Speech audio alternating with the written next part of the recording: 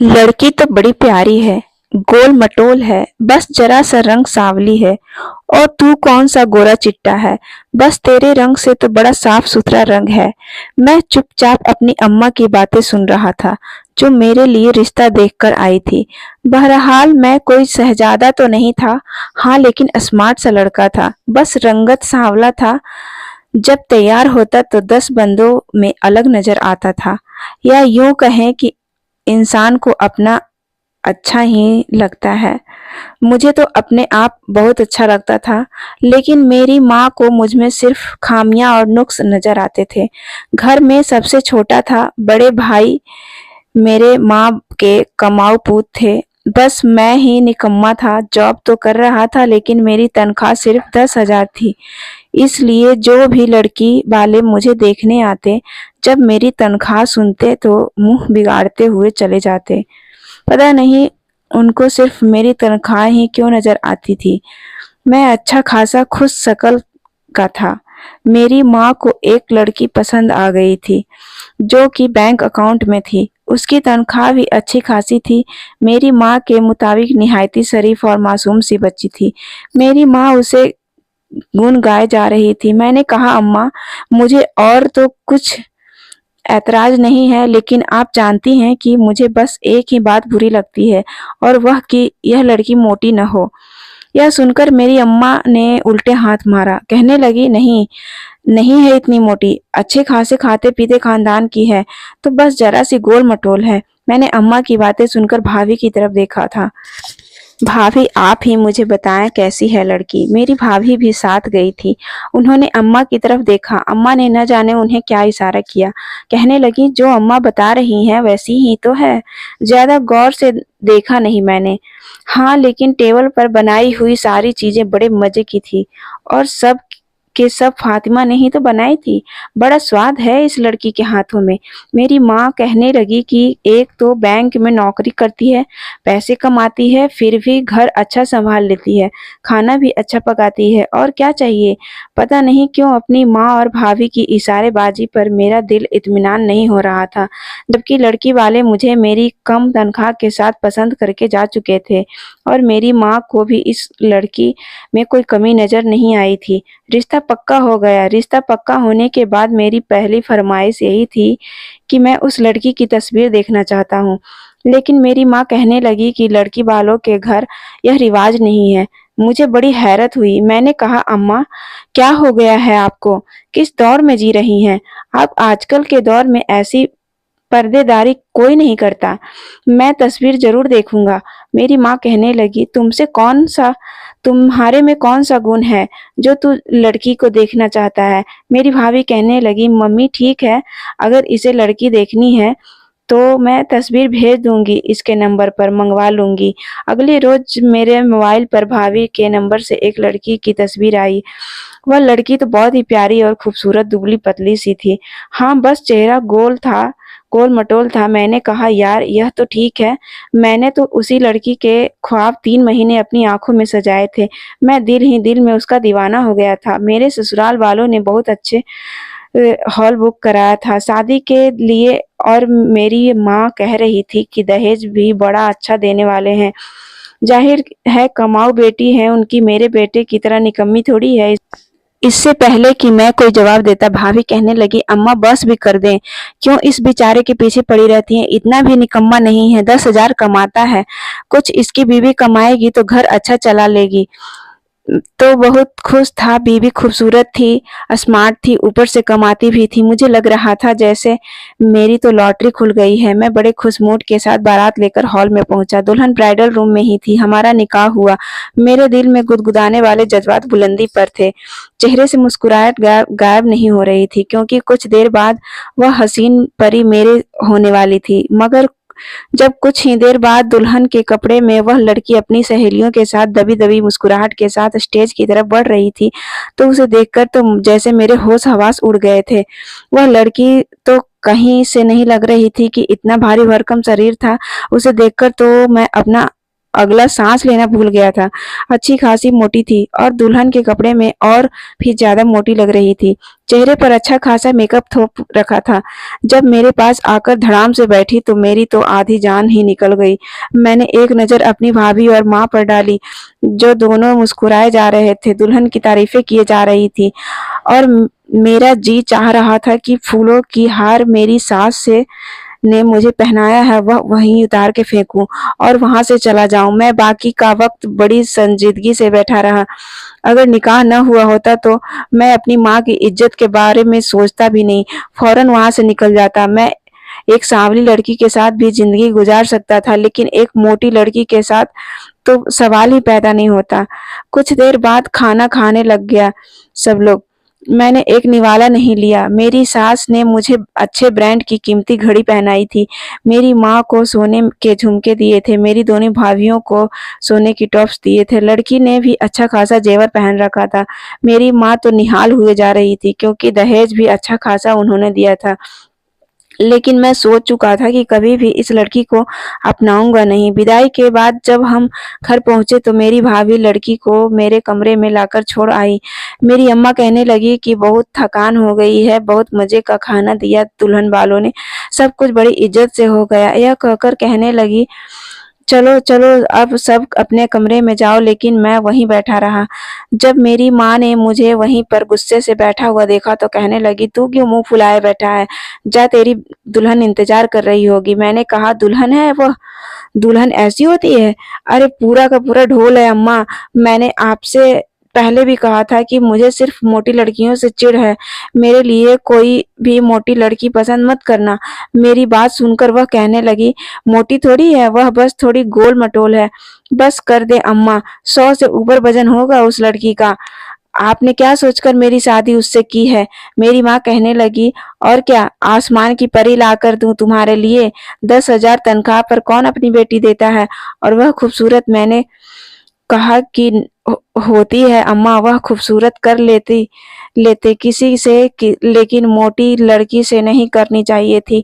न तो मेरे कमरे में मैं जाऊंगा और न मैं उसे अपनाऊंगा। वह आपकी पसंद की बहू है, उसे आप संभालो। यह सुनना था कि मेरी अब्बा, जो काफी देर से खामोशी से बैठे हम दोनों माँ बेटे की बातें सुन रहे थे, कहने लगे, यह क्या बकवास कर रहे हो तुम? मैंने कहा, अब्बा मैं बिल्कुल ठीक कह रहा हूँ, मैं उस लड़की के साथ कभी भी जिंदगी नहीं गुजार पाऊंगा। मेरा यह कहना था कि अब्बा उठकर मेरे पास आए, मेरा गिरबान पकड़कर तीखे अंदाज में कहने लगे, अगर तुमने कोई भी तमाशा किया तो मैं भूल जाऊंगा कि तुम्हारा कद मुझसे बहुत ऊंचा निकला है। इतना मारूंगा कि तुम्हारी नानी याद करा दूंगा। तमीज से कमरे में जाओ और उस लड़की के साथ वैसे ही पेश आना जैसे कि एक लड़के अपनी बीबी के साथ पेश आता है। अगर मुझे जरा सा भी शिकायत मिली तो देखो मैं तुम्हारा वो हश्र करूंगा। मेरा बाप मुझे पर यूं भड़क रहा था जैसे मैं 10 साल का बच्चा हूँ और जबरदस्ती वह मुझसे अपनी बात मनवा लेंगे। मैं खामोश हो गया, अपने कमरे में भी चला गया। वह दुल्हन बनी बैठी थी, लेकिन मुझे उसे देखने का जरा भी मूड न था। दिल तो चाहा कि उसे खरी खोटी सुना दूं कि वह मेरे काबिल नहीं है, लेकिन फिर मैंने अपनी बाप की बात याद आने लगी। मैं समझ गया था कि सारा मसला पैसों का है। उस लड़की की माँ ने जो सोने की कुछ चीजें मेरे घर वालों को दी थी, यह उसी का रोब था, लेकिन मेरे लिए वह सब बेईमानी थी। मजबूरन ही सही उसके सामने जाकर मैं बैठ गया। वह मुझे देखकर मुस्कुराने जा रही थी। शायद इस चीज के इंतजार में थी कि मैं उसकी तारीफें करूंगा, मोहब्बत भरी बातें करूंगा। जिस लड़की का ख्याल मैंने किया था, यह वैसी नहीं थी। मुझे समझ नहीं आ रहा था कि मेरी भाभी जिस लड़की की तस्वीर मुझे दिखाई थी, वह स्मार्ट थी। हाँ, शक्ल सूरत इस लड़की से मिलती जुलती थी। मैंने जेब से अंगूठी निकाल कर उसकी हथेली पर रख दी। मैंने कहा, इसे पहन लेना। यह सुनकर उसे हैरानी हुई, मेरी तरफ देखने लगी। मैंने कहा, देखो मेरा सर बहुत दर्द हो रहा है, इसलिए मैं सोना चाहता हूँ। मुझे लग रहा है मेरी बीपी हाई हो रही है, इसलिए मुझे डिस्टर्ब मत करना। यह कहकर मैं वॉशरूम चला गया। शादी का जोड़ा बदला और बेड पर आकर लेट गया। न जाने न उसने गुस्सा कर सकता था, न उस पे कुछ बोल सकता था कि मेरे बेड से उतर जाओ, अपना भारी भरकम शरीर लेकर सोफे पर लेट जाओ, क्योंकि मेरे बाप ने मुझे धमकी दी थी, वह सबके सामने मुझे बेइज्जत करके रख देते। पता नहीं माँ बाप अपने बच्चों के जज्बात से क्यों खेलते हैं। उन्हें मेरे बारे में सोचना नहीं चाहिए था। इससे बेहतर था कि मैं शादी ही नहीं करता। हो सकता है 2 साल बाद मेरी अच्छी जगह नौकरी लग जाए। हो सकता है तनख्वाह भी 10,000 से 30,000 या फिर 40,000 हो जाए। लेकिन मेरे बाप ने समझा नहीं। शायद मैं जिंदगी सिर्फ 10,000 की कमाऊंगा और मेरे सर पर उस सांड जैसी बीवी को डाल दिया जो मेरे साथ जरा भी जचती नहीं है। मैं बेड के एक किनारे पर लेटकर अपनी साइड लैंप की भी ऑफ कर चुका था, लेकिन उस साइड का लैंप जल रहा था। वो अभी तक बेड पर बैठी हुई थी। शायद उसे मुझसे इस किस्म की रवैये की उम्मीद न थी जो मैंने उसके साथ बरता था। फिर बेड से उठकर वॉशरूम में चली गई। मेरा दिल तो बुझ कर रह गया था। क्या कुछ नहीं सोचा था मैंने आज की रात के लिए। कब वो वॉशरूम से वापस आई, कब सोई, मुझे कुछ मालूम नहीं था क्योंकि मैं सो चुका था। सुबह जब मेरी आँख खुली तो वह गहरी नींद में सो रही थी। मैंने बेध्यानी की करवट बदली तो मेरी आंखें खुलते ही मैंने उसका चेहरा देखा। मोटे मोटे नैन नक्श भद्दे से बिल्कुल उसके शरीर की तरह। मैं फौरन से उठकर बैठ गया। तैयार होकर कमरे से बाहर जाने से पहले मैंने उससे जगा दिया था। मैंने कहा, बाहर सब लोग तुम्हारा इंतजार कर रहे हैं, तैयार होकर बाहर आ जाना। फिर मैंने उसे ये भी कहा कि अच्छा होगा कि मेरी और तुम्हारी कोई भी बात बाहर तक न पहुंचे। इस बात पर उसने अपना सिर हिला दिया। मुझे जल्दी जल्दी पैसा कमाना था और उस लड़की को अपनी ज़िंदगी से आउट करना था। मैं हर चीज़ पर कॉम्प्रोमाइज़ कर सकता था, लेकिन एक मोटी लड़की के साथ कभी भी नहीं। शादी को 1 हफ्ता गुजर गया था, लेकिन मैंने उसको छूने की भी कोशिश नहीं की, बल्कि यह कहना ज़्यादा बेहतर होगा कि उसे देखने की भी कोशिश नहीं की थी। 8 दिन के बाद वह लड़की कहने लगी, आखिर आप चाहते क्या हैं? मैंने कहा, क्या मतलब? हालांकि मैं उसकी बात का मतलब समझ चुका था, लेकिन फिर भी अनजान बन गया। कहने लगी, हमारी शादी हुई है, लेकिन आप मुझसे दूरी बनाए हुए हैं। मैंने कहा, मेरे घर वालों ने मेरे साथ बहुत बड़ा धोखा किया है। फिर मैंने अपने मोबाइल से उसको उसकी तस्वीर दिखाई, जिसे देखकर वो कुछ हैरान सी थी। मैंने कहा, ये तुमने ऐसे ही भाभी को भेज दी फ़िल्टर के साथ? कहने लगी, नहीं, मैं जैसी हूँ वैसी ही तस्वीर भेजी थी। हो सकता है आपकी भाभी ने फ़िल्टर लगाया हो। मैंने अपने आप को कभी भी किसी से छुपाया नहीं है। मैंने कहा, लेकिन मेरे पास ये तस्वीर यूँ आई थी। अब मुझे बताओ, जिस लड़के ने इस लड़की की ख्वाब देखे हों, वो तुम्हें कैसे छू सकता है? देखो, तुम मुझे बिल्कुल भी पसंद नहीं हो और मैं तुमसे कोई भी रिश्ता रखना नहीं चाहता।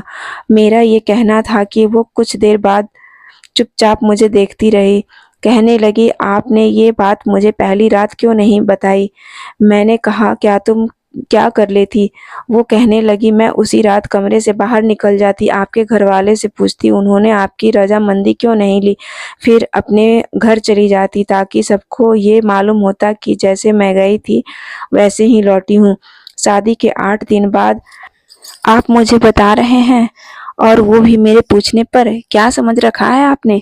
मेरे पास उसका कोई जवाब नहीं था। मैंने कहा कि मेरे बाप ने मुझे धमकी दी थी। कहने लगे कि कुछ भी था, लेकिन आपको शादी की पहली रात बता देनी चाहिए थी। अगर फ़िल्टर आपकी भाभी ने लगाकर आपको तस्वीर भेजी थी, तो मेरा क्या कसूर था?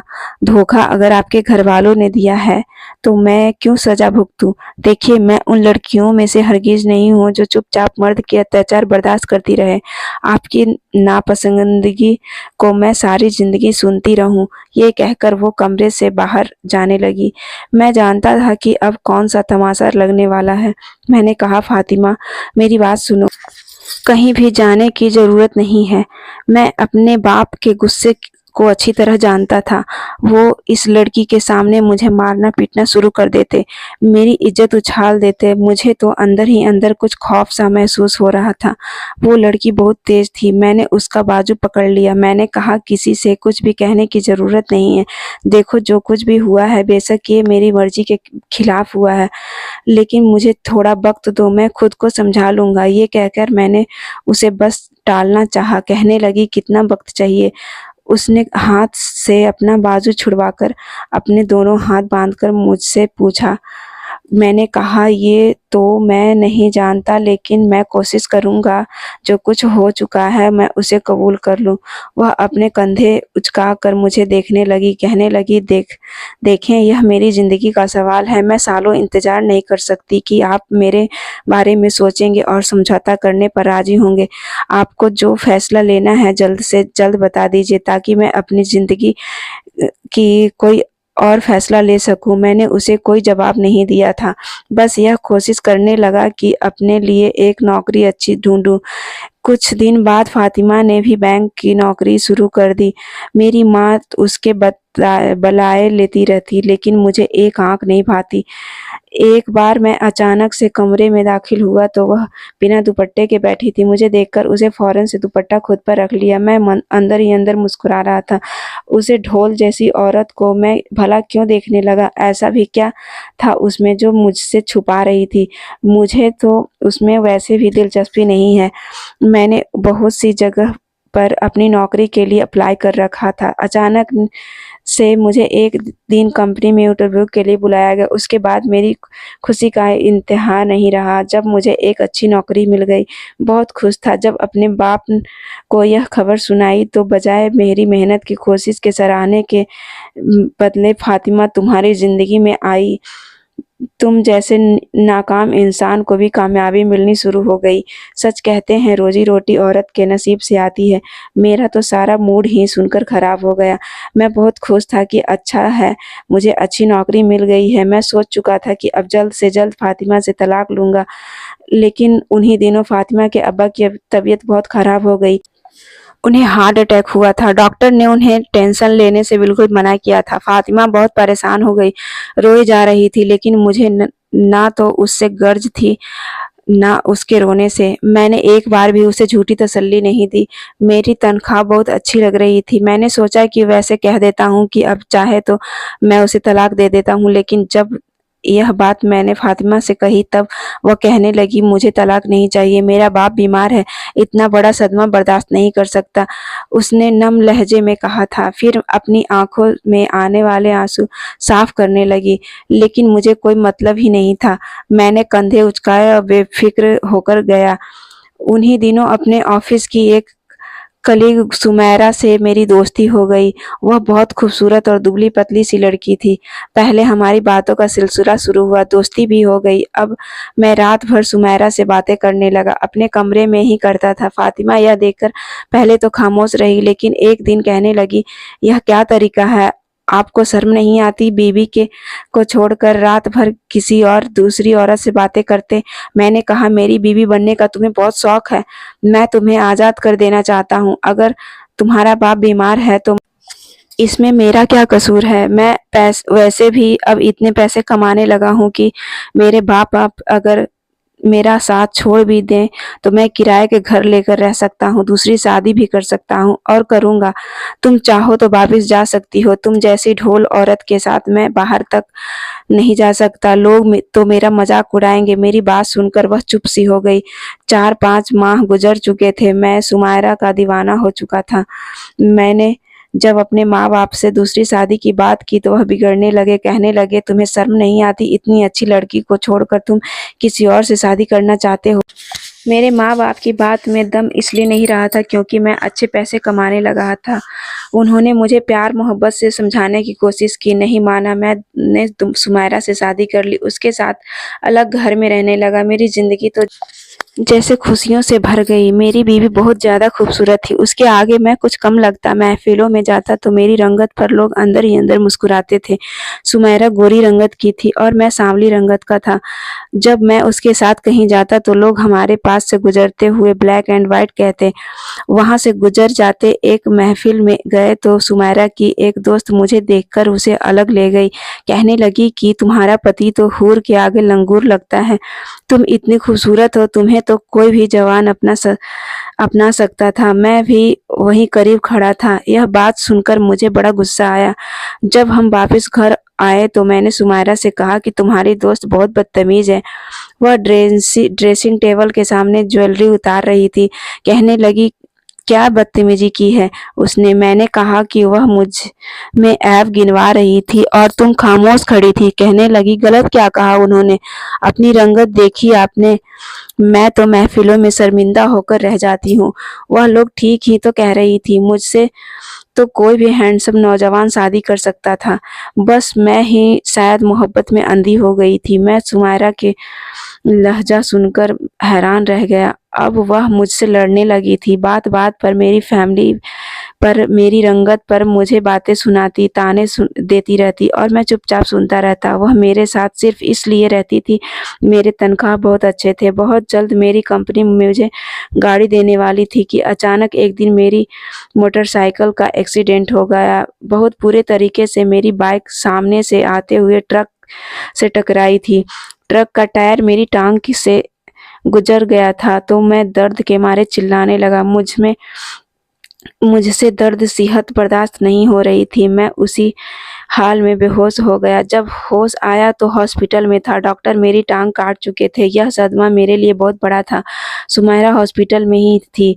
जब मुझे होश में देखा तो मेरे पास आ गई। मैंने कहा कि मेरे माँ बाप को खबर कर दो, मैं उनसे मिलना चाहता हूँ। सुमायरा की खातिर मैंने अपने माँ बाप को नाराज किया था। मैं सुमायरा से शादी करने के पलट कर अपने घर वालों को देखा नहीं था। कहने लगी, मैं भी यही चाहती हूँ कि तुम अपने माँ बाप को खबर करो और उनके साथ चले जाओ, क्योंकि मैं तुम्हारे साथ ज़िंदगी नहीं गुजार सकती। काले तो तुम पहले से ही थे और लंगड़े भी हो चुके हो।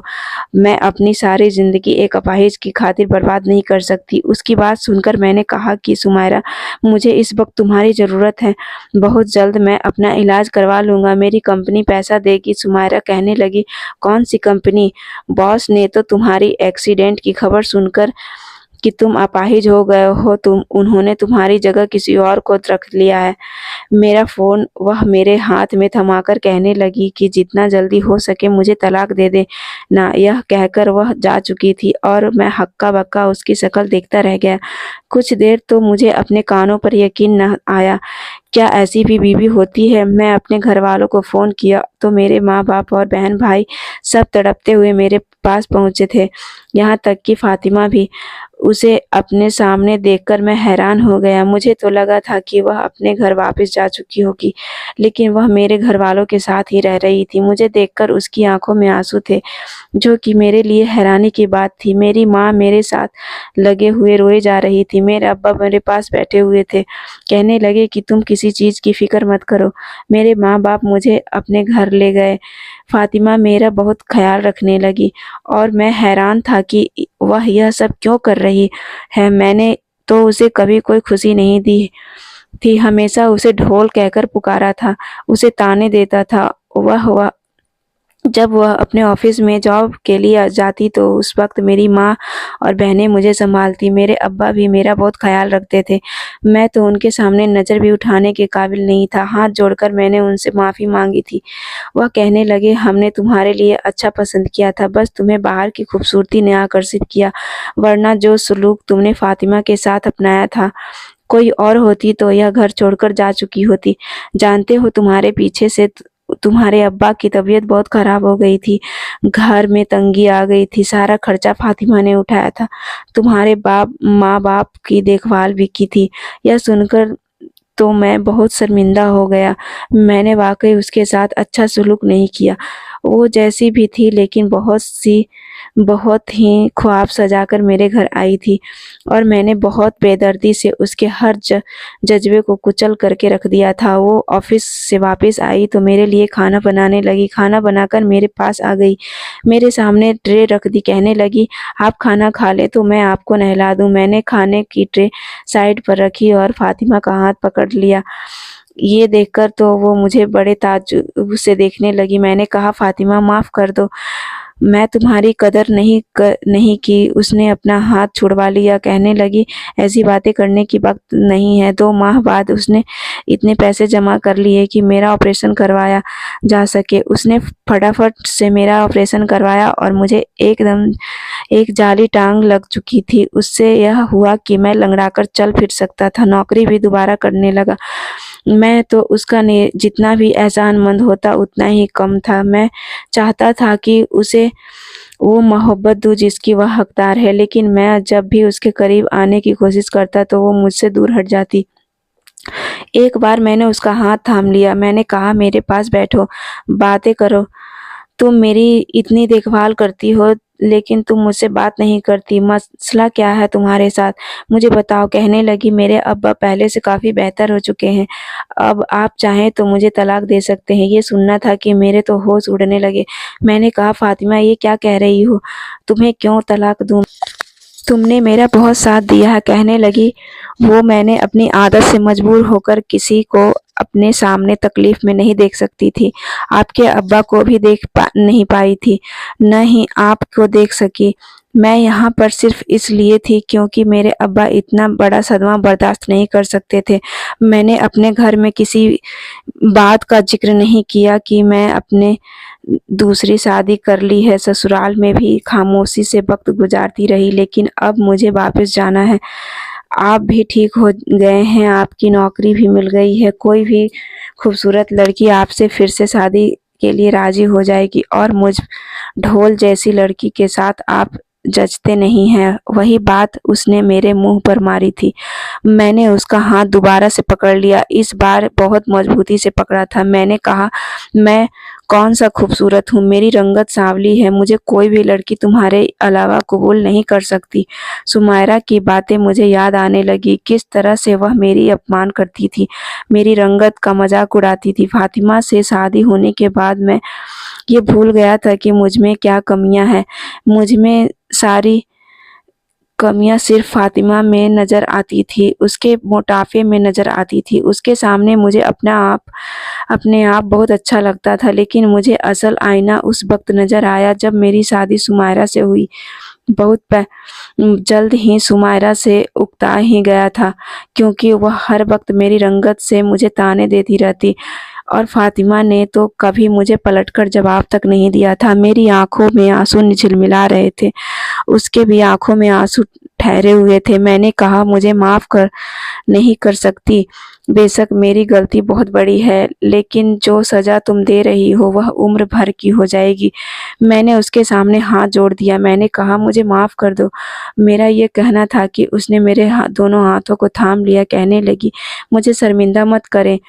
मेरी शादी को 5 साल हो गए हैं और वो आज भी वैसी ही हैं, लेकिन मुझे दुनिया भर की हसीन लड़कियों से ज़्यादा ही खूबसूरत लगती है, क्योंकि उसका दिल बहुत खूबसूरत है। अल्लाह ने मुझे 2 बेटों से नवाजा है।